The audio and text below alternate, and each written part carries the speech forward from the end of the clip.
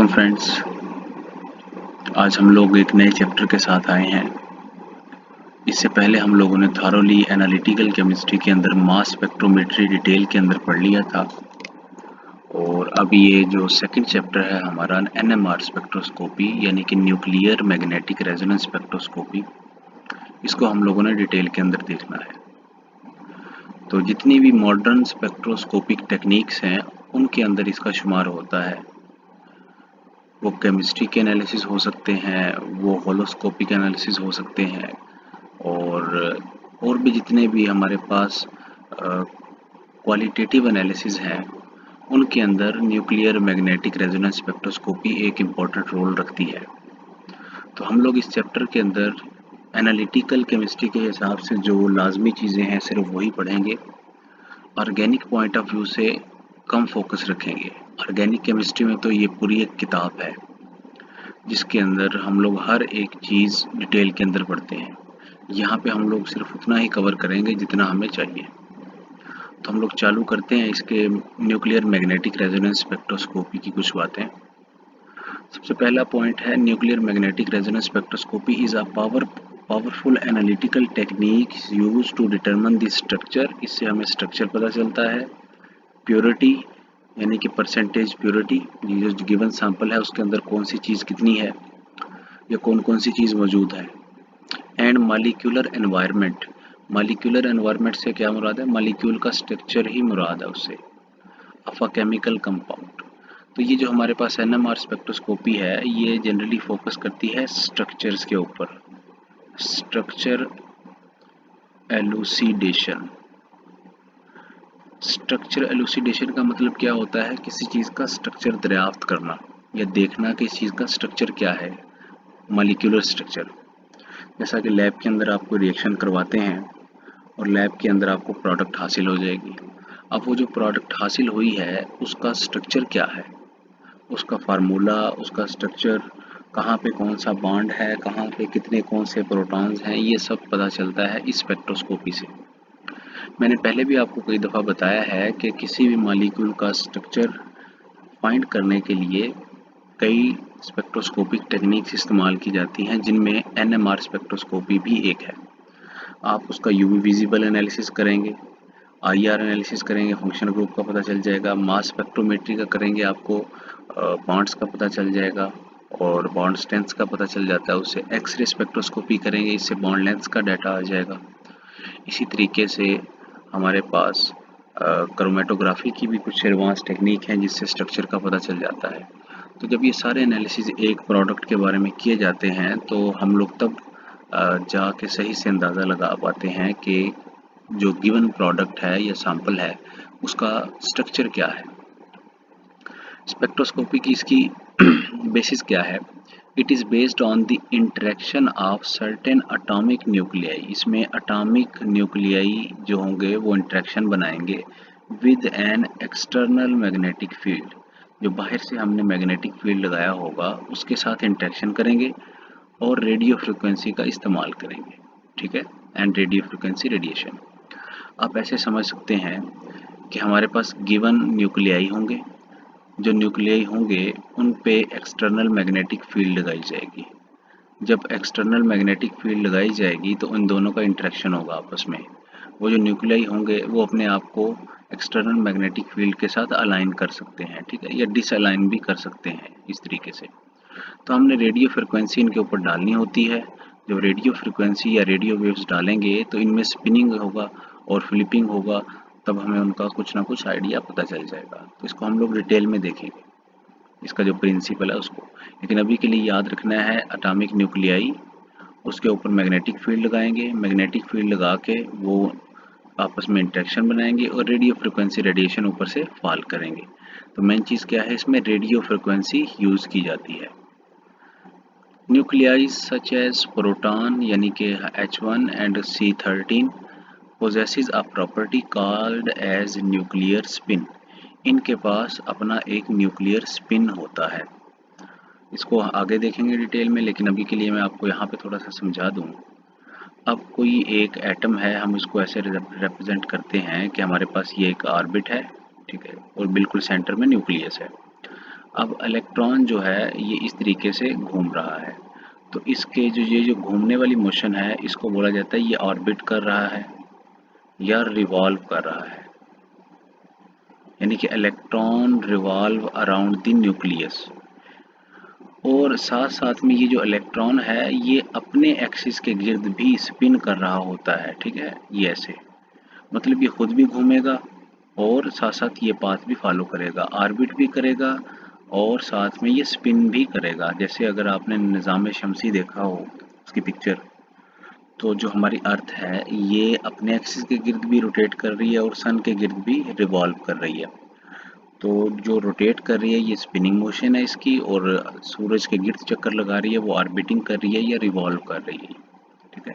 तो इसी तरीके से ये जो प्रोटॉन है ये भी हमारे पास न्यूक्लियर स्पिन रखता है और कार्बन भी न्यूक्लियर स्पिन रखता है। अच्छा, ये मैंने जो आपको एग्जांपल दी है ये इलेक्ट्रॉन की दी है, ये कोई भी न्यूक्लियस भी स्पिन कर रहा होता है, ठीक है, क्योंकि जो छोटा पार्टिकल होता है अगर वो ऑर्बिटिंग कर रहा है तो स्पिन लाजमी करेगा। अगर इलेक्ट्रॉन स्पिन करता है तो न्यूक्लियस भी किसी न किसी तरीके से स्पिन कर रहा होगा अपने एक्सिस के गिर्द। और इसको हम लोग रिप्रेजेंट ऐसे करते हैं कि ये प्लस चार्ज न्यूक्लियस है, ऊपर एक एरो लगा देते हैं, हम बोलेंगे ये क्लॉकवाइज घूम रहा है, या नीचे को लगा देंगे तो एंटी क्लॉकवाइज घूम रहा है। यानी कि हमने इस स्पेक्ट्रोस्कोपी के अंदर न्यूक्लियस पे फोकस करना है, क्योंकि नाम ही क्या है, nuclear magnetic resonance spectroscopy.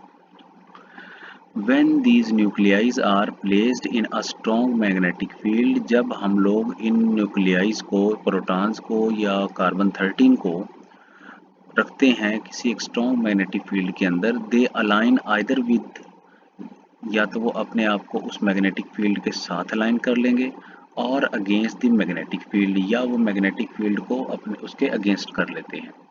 कैरिएटिंग a different energy level, तो वो दो एनर्जी लेवल में बट जाते हैं। इसको अगर हम लोग एक पेज लेके या यहीं पे कोशिश करें समझाने की, अब वो बात क्या कर रहे हैं यहाँ पे कि आपके पास एक यहाँ पे मैग्नेटिक फील्ड ले लिया आपने, मान लिया ये हमारे पास मैग्नेटिक फील्ड है जिसका जो जिसकी मैग्नेटिक फील्ड लाइन ऊपर को जा रही है, ठीक है, ये इसको हम लोगों ने बी नॉट बोल दिया। मैग्नेटिक फील्ड लाइन नीचे से ऊपर की तरफ जा रही है, यानी कि वाई एक्सिस में ये बढ़ रही है। अब आपने अगर इसके अंदर कोई एक न्यूक्लियस फेंका प्लस चार्ज, तो वो क्या करेगा, या तो अपने आप की जो स्पिन है उसको इस बी नॉट के बिल्कुल सेम कर लेगा, अलाइन कर लेगा, इसको बोला जाता है अलाइन विद। या दूसरी सिचुएशन क्या हो सकती है कि ये जो न्यूक्लियस है अपने आप को ये उनके अपोजिट डायरेक्शन में रख ले, जिसको बोला जाता है अगेंस्ट द फील्ड। तो ये बात यहाँ पे की जा रही है। Creating a different energy level, तो दो एनर्जी लेवल बन जाएंगे, जाहिर सी बात है जो अलाइन कर लेंगे उनकी एनर्जी कम हो जाएगी और जो अपोजिट कर रहे होंगे उनकी एनर्जी ज़्यादा होगी। If radio frequency radiation of the correct energy is supplied, अगर हम लोग इनको सप्लाई करें energy, then the nuclei absorb this energy and undergo resonance, और उनमें रेजोनेंस होता है, और रेजोनेंस को क्या बोला जाता है, transition between energy levels. The absorbed light energy is detected and converted into NMR spectrum, इससे हमारे पास स्पेक्ट्रम आ जाता है और उनकी जो पोजीशंस होते हैं, the positions, intensities and splitting patterns of the signal provide detailed information about और हमारे पास डिटेल इंफॉर्मेशन आ जाती है about number of chemically distinct atom, कितनी तरह के एटम्स हैं, मॉलिक्यूलर स्ट्रक्चर, उसका स्ट्रक्चर क्या है, ओवरऑल इंफॉर्मेशन आ जाएगी, फंक्शनल ग्रुप्स का भी पता चल जाता है, कौन कौन से कनेक्टिविटी ऑफ एटम के, कौन सा एटम कहाँ पे जुड़ा हुआ है, स्टीरियोकेमिस्ट्री एंड मॉलिक्यूलर डायनामिक्स, और 3 डायमेंशन के अंदर उनका स्ट्रक्चर क्या है ये भी पता लग जाता है। अभी इस स्लाइड के अंदर आप ये समझें कि ये न्यूक्लियाई इन्वॉल्व होते हैं, मैग्नेटिक फील्ड लगता है उनके ऊपर और रेडियो फ्रिक्वेंसी हमारे पास इस्तेमाल होती है। और जो हमारे पास जो न्यूक्लियाई जनरली ऑब्जर्व किए जाते हैं वो एक तो प्रोटॉन है और दूसरा क्या है, C13 है आपके पास, ठीक होगी बात।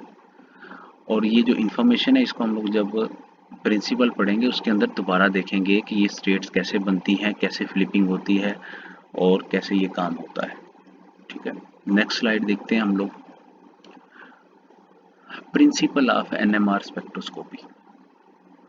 The NMR spectroscopy is based on the absorption of radio frequency. Longer wavelength की जो रेडिएशंस होती हैं जिनकी लैम्डा बहुत ज़्यादा हाई होती है और जनरली मीटर्स में होती है, उन रेडिएशंस का एब्जॉर्प्शन है बाय न्यूक्लियाई। उनको न्यूक्लियस एब्जॉर्ब करता है पोजेसिंग स्पिन, और न्यूक्लियस की क्या होती है, अपनी एक स्पिन होती है। When they are placed in strong magnetic field, जब उनको स्ट्रॉन्ग मैग्नेटिक फील्ड के अंदर रखा जाता है। इस स्लाइड को पढ़ लेते हैं, साथ में यहाँ पे इसको समझा दूंगा। प्रिंसिपल ऑफ एनएमआर स्पेक्ट्रोस्कोपी अगर डेफिनेशन वाइज देखा जाए तो हम लोग बोलते हैं nuclei having non zero spin, जिनकी स्पिन जो होती है वो नॉन जीरो हो, मतलब कहने से मुराद न्यूक्लियस उनका घूमना चाहिए अपने एक्सिस के अलावा। अगर न्यूक्लियस नहीं घूमेगा तो हम बोल देंगे ये स्पिन कर ही नहीं रहा। तो यहाँ पे हमारे पास न्यूक्लियाई कौन से इंपॉर्टेंट हैं, जिनकी स्पिन नॉन जीरो हो, यानी कि स्पिन मोमेंट कुछ ना कुछ रखते हों। एब्जॉर्ब रेडियो फ्रिक्वेंसी, वो रेडियो फ्रिक्वेंसी को एब्जॉर्ब करते हैं। When they are placed in strong magnetic field, जब वो किसी स्ट्रॉन्ग मैग्नेटिक फील्ड में रखे जाते हैं। And undergo transition between different spin energy levels, और उनके जो स्पिन एनर्जी लेवल्स होते हैं उनमें ट्रांजिशन होती है। This absorbed energy is measured, ये जो एब्जॉर्ब हुई है एनर्जी जो आपने रेडियो फ्रिक्वेंसी डाली है वो मेजर कर ली जाती है to obtain information about the molecular structure and chemical environment of the nuclei, जिससे हमें मॉलिक्यूलर स्ट्रक्चर का और जो हमारे पास केमिकल इन्वायरमेंट है उसका पता चल जाता है। ठीक होगी बात। एक इम्पॉर्टेंट चीज़ यहाँ पे ये आती है कि कौन कौन से न्यूक्लियाई जो हैं ये नॉन ज़ीरो न्यूक्लियर स्पिन रखते हैं, या इसको बोला जाए NMR एक्टिव, NMR एक्टिव। ठीक होगी बात। इसको कैसे हम लोग निकालते हैं, ये कैसे आइडेंटिफाई करना है कि कौन सा न्यूक्लियस न्यूक्लियर स्पिन रखेगा या नहीं।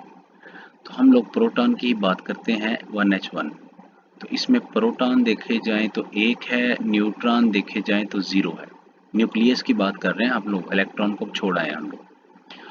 अब हमने क्या करना होता है, एक बॉक्स बना लेना होता है इस तरीके से। एक तरफ प्रोटॉन रखने होते हैं, एक तरफ न्यूट्रॉन। प्रोटॉन कितने हैं, 1, तो प्लस 1/2 रख देंगे यहाँ पे, और न्यूट्रॉन कितने, 0। तो ओवरऑल प्रोटॉन प्लस न्यूट्रॉन का स्पिन कितना आ गया आपके पास, प्लस 1/2, नॉट इक्वल टू 0 है। इसका मतलब है जो प्रोटॉन है ये हमेशा घूमता रहता है अपने एक्सिस के अलाउंग। ठीक होगी बात। इसी तरीके से कार्बन 13 देखें हम लोग, तो कार्बन 13 का क्या है, कार्बन 13 इसमें प्रोटॉन कितने होंगे आपके पास और न्यूट्रॉन कितने होंगे आपके पास। अगर प्रोटॉन देखा जाएंगे तो कार्बन का एटॉमिक नंबर 6 है, तो 6 प्रोटॉन है। न्यूट्रॉन कितने हो जाएंगे, इन दोनों का डिफरेंस, तो 7 हो जाएंगे।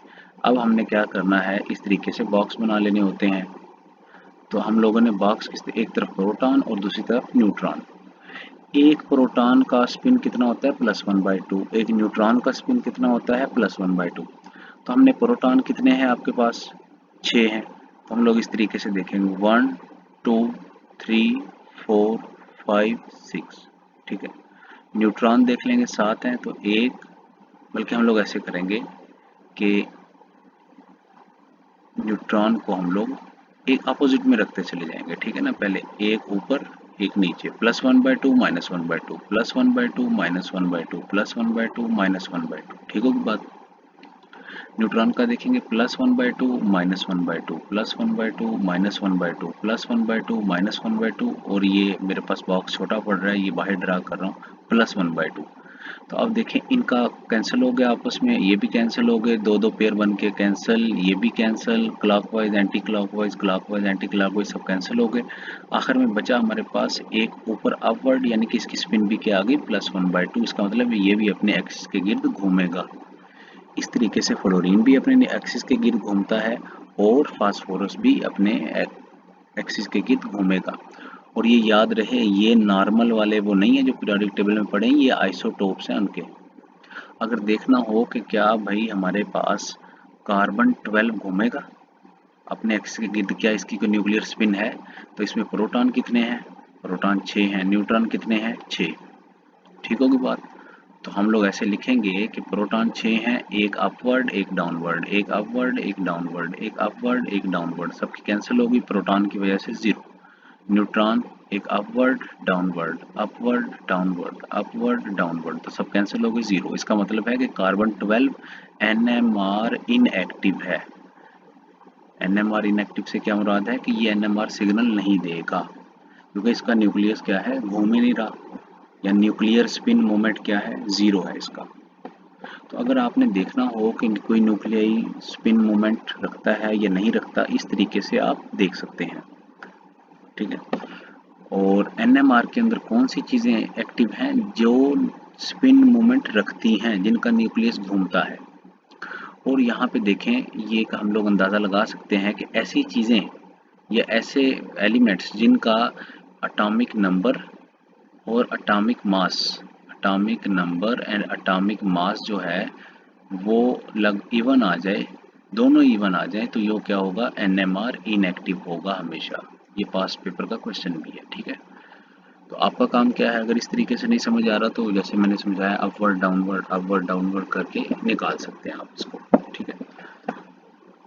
तो ये न्यूक्लियस ही हमारे पास सिग्नल देते हैं, NMR सिग्नल देते हैं, जिनका जो न्यूक्लियाई या nuclear spin moment non zero होता है। और जब नॉन ज़ीरो है, जाहिर सी बात है उनमें मैग्नेटिक फील्ड पैदा होगा, जिसकी वजह से वो एक्ट करेंगे किसके तरीके से, छोटे मैग्नेट के तरीके से। यानी कि आज से हम लोग न्यूक्लियस को समझना क्या चालू कर देंगे, टिनी मैग्नेट, छोटा मैग्नेट, ठीक होगी बात। अच्छा, दूसरे स्टेप में क्या किया जाता है, application of magnetic field. Magnetic field apply की जाती है। एक तो हमारे पास न्यूक्लियस ले लिए हमने, कौन से, जो स्पिन कर सकते हैं अपने एक्सिस के गिर्द। दूसरा क्या है, application of magnetic field. When a sample is placed in a strong magnetic field B nought, the nuclear spin align in two possible orientations. Lower energy state alpha spin aligned with the magnetic field जो होते हैं, और जो दूसरी होती है उसको beta spin बोला जाता है, जो opposite to the magnetic field होते हैं। This creates an energy difference between the two states. अब मैं इसको डिटेल में आपको यहाँ पे समझा रहा हूँ इस बात को, ये बहुत ही इम्पोर्टेंट बात है। मैग्नेट ले लिया आपने, स्ट्रॉन्ग मैग्नेट, इसको बोला जाता है स्ट्रॉन्ग मैग्नेट, जिसको हम लोग मैग्नेटिक फील्ड भी बोलते हैं। जब इंस्ट्रूमेंट देखेंगे तो उसके अंदर हम लोग इसको डिटेल में देखेंगे। स्ट्रॉन्ग मैग्नेट जब आप लेंगे तो उसकी कुछ मैग्नेटिक लाइंस फील्ड होंगी, या मैग्नेटिक फील्ड लाइंस होंगी, वो किसी डायरेक्शन में जा रही होंगी। मान लिया ऊपर वाली डायरेक्शन में जा रही हैं, B नॉट बोल दिया इसको। अब आपने क्या करना है कि अपने जो न्यूक्लियस हैं, कोई एक पकड़ लेते हैं, एक प्रोटॉन, उसको हम लोग टिनी मैग्नेट मान लेते हैं, और वो इसमें रखा जाएगा। तो जाहिर सी बात है, वो जब रखा जाएगा तो अल्टीमेटली हम उसको ऐसे प्लस और माइनस बोल सकते हैं ऐसे, ठीक है। या इसको हम लोग ऐसे टिनी मैग्नेट को शो करने के लिए इस तरीके से ही शो कर लेते हैं कि इसका अपना एक न्यूक्लियर स्पिन होगा, उसकी डायरेक्शन ये है। जब आपने इस मैग्नेटिक फील्ड के अंदर रखा तो अब ये दो काम कर सकता है। या तो जब आपने इसको मैग्नेटिक फील्ड में रखा, कुदरती तौर पे ये क्या करे, इस स्ट्रॉन्ग मैग्नेट की मौजूदगी में अपने आप को उसके साथ अलाइन कर ले। मतलब कहने से मुराद कि अगर आपके मैग्नेटिक फील्ड बड़े वाले का नीचे से जो है नॉर्थ टू साउथ जा रहा है, तो ये भी अपना क्या करेगा, नॉर्थ से साउथ अपना उसके हिसाब से अलाइन कर ले। दूसरी पॉसिबिलिटी क्या है कि वो जो न्यूक्लियस है, ये दूसरी पॉसिबिलिटी ड्रा कर रहा होता है, ऐसा नहीं समझना दो न्यूक्लियस है, ये उसके अपोजिट अपने आप को अलाइन कर ले। ये हमारा पास नॉर्थ और ये साउथ, दो ही पॉसिबिलिटीज हो सकती है ना, कि जब आपने किसी चीज़ को मैग्नेटिक फील्ड में रखा है, तो जो छोटा मैग्नेट आपने माना है, वो छोटा मैग्नेट बड़े मैग्नेट के साथ अपने आप को अलाइन कर ले। एक शक्ल आ गई आपके पास, वो अपोजिट में चला जाए, दूसरी शक्ल आ गई आपके पास। तो जो अलाइन कर लेता है ये वाला, तो इस स्टेट को बोला जाता है, अगर जो ऐसे न्यूक्लियस जो कि अपने आप को अलाइन कर लेते हैं, तो बोला जाता है ये अल्फा स्पिन में है या अल्फा स्टेट के अंदर है, ठीक है। और अगर अपोजिट कर लें अपने आप को, तो उसको बोला जाता है बीटा स्टेट, ठीक होगी बात। तो अल्फा और बीटा दो स्टेट्स हमारे पास बन जाती हैं जब किसी न्यूक्लियस को, जो कि NMR एक्टिव हो, उसको स्ट्रॉन्ग मैग्नेटिक फील्ड के अंदर रखा जाता है। अब आप यहीं से ही हिसाब लगा सकते हैं कि अगर ऐसा न्यूक्लियस लेते हम लोग कि जो NMR इनएक्टिव है, जिसका न्यूक्लियर स्पिन मोमेंट 0 है, तो वो अलाइन ही ना कर पाता, वो तो ऐसे ही अपने आप को रेंडमली अरेंज कर लेता कहीं पे, जैसे उसको मिलता चीज़ वैसे ही रह जाता।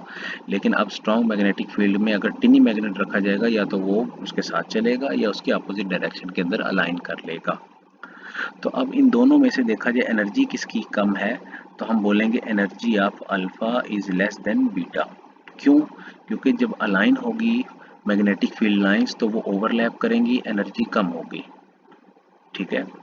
जब वो बीटा फॉर्म वाले होंगे तो वो क्योंकि हमारे पास अपोजिट में है तो मैग्नेटिक फील्ड लाइन एक दूसरे को क्रॉस करेंगी तो वहाँ पे रिपल्शन पैदा होगी, रिपल्शन की वजह से एनर्जी बढ़ती है। तो इसलिए माना जाता है कि alpha state is stable then beta state. ठीक होगी बात। ये काम कब हुआ है?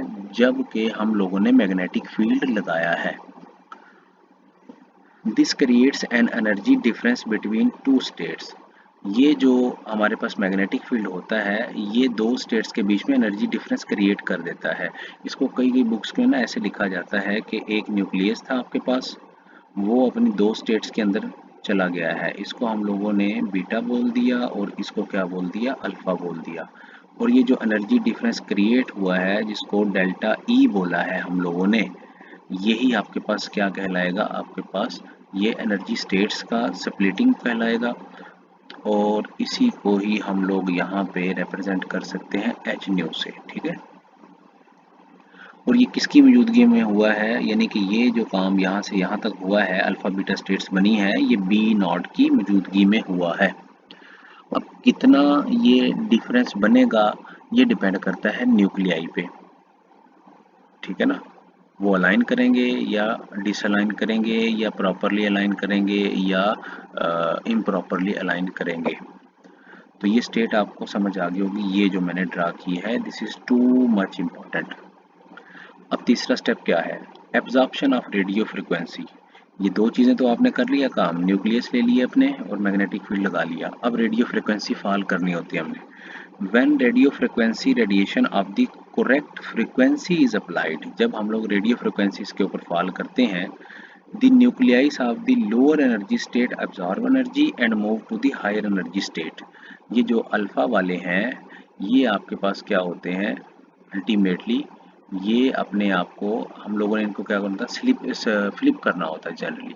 तो हमने रेडियो फ्रिक्वेंसी फॉल किया और इसको पूरा उल्टा के इसको भी उल्टा, मतलब ऐसा माने इसका अगर नॉर्थ ऊपर था तो साउथ ऊपर लेके आना होता है, अगर साउथ ऊपर था तो नॉर्थ लेके आना होता है। दोबारा समझे इस चीज़ को। हमने रेडियो फ्रिक्वेंसी लगानी होती है इस मैग्नेट के ऊपर। ये जो मैग्नेट आपके पास अल्फा स्टेट के अंदर जो अलाइंड वाले हैं, इनके ऊपर जब हम लोग रेडियो फ्रिक्वेंसी फॉल करेंगे, ये जो रेडियो फ्रिक्वेंसी क्या करेगी? अल्फा स्टेट को बीटा जैसा बना देगी। बीटा क्या होता है? उल्ट।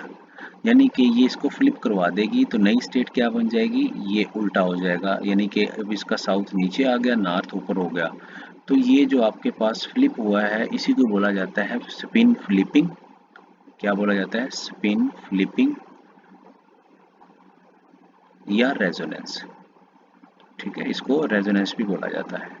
इसको हम लोग इस डायग्राम से कैसे समझेंगे कि भाई आपने यहाँ पे जितनी एनर्जी का डिफरेंस क्रिएट हुआ था इतनी एनर्जी की रेडिएशन ही आपने फॉल की, तो ये जो न्यूक्लियस यहाँ पे बैठे थे वो अल्फा से उठ के कहाँ पे चले गए? बीटा पे स्टेट में चले गए। इसको ऐसे समझ लें या ऊपर वाले तरीके से समझ लें, बात एक ही है। क्योंकि एनर्जी लेवल डायग्राम बस जस्ट रिप्रेजेंटेशन ही होती है, एक्चुअली हो क्या रहा है यहाँ पे ये काम हो रहा है। तो अगर मोटे मोटे अल्फाजों में देखें तो हमारा काम क्या होता है कि सबसे पहले स्ट्रॉन्ग मैग्नेटिक फील्ड ले लिया। स्ट्रॉन्ग मैग्नेटिक फील्ड जब ले लिया तो हमने उसके अंदर अपने न्यूक्लियस रखे। जब न्यूक्लियस रखेंगे तो वो दो काम करेंगे, या तो अलाइन हो जाएंगे या डिसअलाइन हो जाएंगे। जो अलाइन होंगे वो अल्फा वाले होंगे क्योंकि उनकी एनर्जी कम, जो डिसअलाइन होंगे वो बीटा वाले होंगे, उनकी एनर्जी ज़्यादा। हमने रेडियो फ्रिक्वेंसी डाल के क्या करना होता है? अल्फा को भी बीटा जैसा बनाना है। तो जो रेडियो फ्रिक्वेंसी हम लोग डालेंगे तो अल्फा से बीटा फॉर्म के अंदर जो न्यूक्लियर कन्वर्ट होंगे वो जो एनर्जी होगी उसी को क्या बोला जाएगा? एब्जॉर्प्शन एनर्जी या स्पिन फ्लिपिंग एनर्जी। और इस प्रोसेस को स्पिन फ्लिपिंग बोलेंगे या रेजोनेंस बोल सकते हैं। The amount of energy use to convert alpha into beta is represented by this formula delta E is equal to h nu. बहुत ही फेमस फार्मूला है, ये आपको से फेमिलियर है और इसकी अच्छी खासी डिस्कशन हम लोगों ने ऑनलाइन क्लासेस के अंदर और फिजिकल क्लासों में कर रखी है। मैंने ये सम अप करके आपको बता दिया है। उसके बाद चौथा स्टेप क्या होता है, सिग्नल डिटेक्शन। अब हमारे पास सिग्नल कैसे आता है, आफ्टर एब्जॉर्प्शन, जब हमारे पास रेडियो फ्रिक्वेंसी एब्जॉर्ब हो जाती है या रेडियो एनर्जी एब्जॉर्ब हो जाती है, nuclei return to the lower energy state. तो वो जो बीटा में गए होते हैं, अल्फा स्टेट से पहले आपने एनर्जी मार के बीटा में भगाए, और जब बीटा वाले हुए तो वो दोबारा स्पिन होके अल्फा में बदलेंगे एंड द रिलीज एनर्जी। तो हमारे पास यहाँ पे एनर्जी रिलीज होती है। This emitted signal is detected by the instrument. इसको इंस्ट्रूमेंट एब्जॉर्ब कर लेता है और हमें सिग्नल देता है। अब spectrum formation, the detected signal is converted into NMR spectrum using Fourier transform. हमारे पास ये एक टेक्निक है जो आईआर में भी इस्तेमाल की जाती है। तो ये ट्रांसफॉर्मेशन का एक इंस्ट्रूमेंट होता है, छोटा सा पार्ट होता है, वो प्रिंसिपल और फार्मूले वगैरह इसके अंदर सारे फीड होते हैं, वो लग के हमारे पास एक ओवरऑल स्पेक्ट्रा आ जाता है जिसको एनएमआर स्पेक्ट्रम बोलते हैं। और वही एनएमआर स्पेक्ट्रम जो होता है वो आपको इन्फॉर्मेशन प्रोवाइड करता है केमिकल एनवायरनमेंट की और न्यूक्लियाई इन दी मॉलिक्यूल की। अगर आपने एनएमआर स्पेक्ट्रम देखना हो तो वो लगभग इस तरीके का होता है, नेट से भी आप निकाल के देख सकते हैं। तो उसकी अगर आपको ने शक्ल देखनी हो तो इस तरीके का होता है, ये ऐसे, ठीक है। इसमें क्या किया जाता है, कन्वेंशनल है कि जो X axis and Y axis हैं ये दूसरे हाथ से लिए जाते हैं। ये रहेगा ये एक्स एक्सिस, ये वाई एक्सिस, बस ये यहाँ पे जब हम लोग पहले ड्रा करते रहे होंगे बचपन में, लेकिन अब यहाँ से ले लिया है। और यहाँ पे क्या लिया जाता है, नंबर ऑफ प्रोटॉन्स लिए जाते हैं जनरली। और यहाँ पे क्या लिया जाता है, आपके पास एनर्जी होती है, ठीक है। तो यहाँ से ये स्पेक्ट्रा चालू होता है ऐसे बनना और पीक्स आना चालू होती हैं, ऐसे ऊपर पीक गई, फिर ये नीचे, फिर ये ऐसी चलेगी, फिर हो सकता है कोई अलग पीक आ जाए, यहाँ से ये चलेगी, ये आ गई ऐसे, और ऐसे चलते चलते फिर पता चले ये पीक आ गई आपके पास, और ये ऐसे चलते चलते ये इस तरह का जो स्पेक्ट्रा होता है आपके पास, ये एनएमआर स्पेक्ट्रम होता है। एक सिंपल सी एग्जांपल ली है मैंने एथानॉल की। अब एथानॉल का ये जो स्ट्रक्चर है, हमें ये कैसे पता चला कि भाई एथानॉल को हम लोग ऐसे ही रिप्रेजेंट करेंगे, carbon hydrogen hydrogen hydrogen, carbon hydrogen hydrogen, oxygen and hydrogen. हमें कैसे पता चलेगा कि भाई ये इसी का स्ट्रक्चर है। एक तो चीज़ है ना कि हमने किताबों में पढ़ रखा है ये इसका स्ट्रक्चर है, लेकिन किताबों में जिन लोगों ने लिखा है उन्होंने क्या कन्फर्मेशन है उनके पास, तो अब वही बात करने जा रहे हैं। अब देखा जाए तो एथानॉल के अंदर कितनी तरह के प्रोटॉन हैं, तो बच्चे ये 3 तरह के प्रोटॉन हैं। एक ये प्रोटॉन्स हैं, वन टाइप ऑफ प्रोटॉन्स, जिनको इक्विवेलेंट प्रोटॉन्स बोला जाता है। इक्विवेलेंट प्रोटॉन्स क्या होते हैं, आपके पास ऐसे प्रोटॉन जिनको रिप्लेस करने से प्रोडक्ट्स बनाते जाएं और एक ही तरह की प्रोडक्ट मिले, तो उनको बोला जाता है इक्विवेलेंट प्रोटॉन्स। तो ये दूसरी तरह के प्रोटॉन्स हैं और ये तीसरी तरह के प्रोटॉन्स हैं। ये ए मान लिया, ये बी मान लिया, ये सी मान लिया। दोबारा सुन लें, इक्विवेलेंट प्रोटॉन से क्या मुराद है, ऐसे प्रोटॉन्स जिनको रिप्लेस करें और प्रोडक्ट बनाई जाए तो वो सेम ही बने। अब आप इसको एथानॉल को देखें कि इस प्रोटॉन को अगर मैं क्लोरीन लगाऊंगा तो आईयूपैक नेम रखेंगे, तो वो एक जो भी खास आएगा वो आईयूपैक नेम मान लिया। इसको रिप्लेस करेंगे तो सेम वही बनने वाला है, इसको रिप्लेस करेंगे तो सेम वही बनने वाला है, वही आईयूपैक नेम आएगा। इसका मतलब तीनों प्रोटॉन का बिहेवियर एक जैसा है। ये ज़ाहिरन 3 है, लेकिन इनके रिएक्शन करवाए जाएंगे तो ये सब एक ही जैसे रिएक्शन देंगे। अब अगर बी टाइप प्रोटॉन को देखेंगे तो ये जो प्रोटॉन्स हैं इनकी दोनों की जो प्रोडक्ट्स होंगे उनका सेम आईयूपैक नेम होगा, और अल्टीमेटली सी वाला इन दोनों से अलग है। तो इसका मतलब इसमें 3 तरह के प्रोटॉन है, एक ए टाइप, एक बी टाइप और एक सी टाइप। ये अच्छी खासी मैंने एक्सरसाइज आपको फिजिकल क्लासेस में करवाई हुई है। अब in ethanol hydrogen atom exist in 3 different environments, ठीक है। इसमें 3 तरह के प्रोटॉन्स हैं। एक तो 3 प्रोटॉन इस कार्बन से लगे हुए हैं, फिर 2 प्रोटॉन इस कार्बन से लगे हुए हैं जो पहले वालों से अलग हैं, ठीक है। और एक प्रोटॉन ऑक्सीजन के साथ जुड़ा हुआ है, ये तीनों से दोनों से अलग है, दोनों तरह से। अब ये जो स्ट्रक्चर वेरीफाई हुआ है हमें, ये एनएमआर से वेरीफाई हुआ है। इस एनएमआर क्या देगा, इसमें 3 सिग्नल दे देगा कि एक तरह के ये हैं, दूसरी तरह के ये हैं, तीसरी तरह के ये हैं। अगर 2 तरह के होते तो 2 सिग्नल आते, एक तरह का होता तो एक ही सिग्नल आ जाता हमारे पास, ठीक है। जैसे अगर CH4 की बात की जाए तो इसमें सब के सब प्रोटॉन क्या है, सेम है, जो मर्जी आप प्रोडक्ट बनाएं सेम ही बनने वाली है। इसको रिप्लेस करें, इसको करें या इसको करें या इसको करें, सेम प्रोडक्ट आएगी। इसका मतलब चारों इक्विवेलेंट है। तो एनएमआर का एक ही सिग्नल देगा, वो कहेगा कि भाई इसमें सब प्रोटॉन एक ही जैसे हैं। ठीक होगी बात। Each environment absorb at different frequency. जो हर एक एनवायरनमेंट होता है ना, तो वो अपने ख़ास एक फ्रिक्वेंसी की एनर्जी एब्जॉर्ब करता है। ये आगे हम लोग पढ़ेंगे कि क्यों ये इस तरीके से ख़ास ही क्यों एब्जॉर्ब करता है। प्रोड्यूसिंग सेपरेट सिग्नल, जिसका हर एक का अपना सिग्नल होता है इन एनएमआर स्पेक्ट्रम। इस तरह का जो स्पेक्ट्रा आएगा उसके अंदर।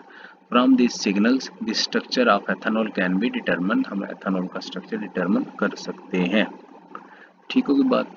तो ये अभी बेसिक सा इंट्रोडक्शन है हमारे पास एनएमआर स्पेक्ट्रोस्कोपी का, कि एनएमआर स्पेक्ट्रोस्कोपी किस मकसद के काम आती है और ये इसमें क्या क्या होता है। ठीक होगी बात। अब नेक्स्ट हम लोग चालू करेंगे कि न्यूक्लियस की प्रॉपर्टी कौन कौन सी हैं, कि आपके पास कौन कौन से जो न्यूक्लियस हैं वो आपके पास एनएमआर स्पेक्ट्रोस्कोपी में काम में आते हैं। ठीक होगी बात। आगे हम लोग फिर इंस्ट्रूमेंटेशन और उसके बाद ये जो इक्विवेलेंट्स प्रोटॉन है इन पे दोबारा आएंगे। तो होपफुली जितना मैंने बताया आपको ये समझ आ गया होगा। तो अब नेक्स्ट स्टंट के अंदर हम लोग properties of nuclei in NMR spectroscopy देखेंगे। Thank you.